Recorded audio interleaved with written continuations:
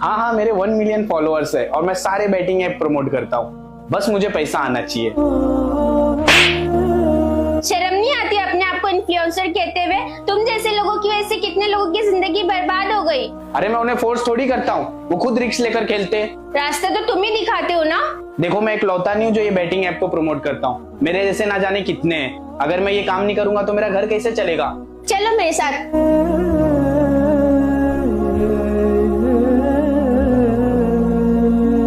ये एक माँ है जिसने अपने जवान बेटे को खो दिया। उसका कसूर बस इतना है कि वो बड़ा आदमी बनना चाहता था, अपनी माँ का सपना पूरा करना चाहता था। और किसी दिन उसने तुम्हारी वीडियो देख ली और उससे शॉर्टकट मिल गया, और इसी लालच में उसने अपना सब कुछ खो दिया। अपनी माँ को फेस नहीं कर सकता था, इसलिए उसने खुदकुशी कर ली। ये जुआ को प्रमोट करना बंद कर दो ताकि लोगों की जिंदगी बच जाए।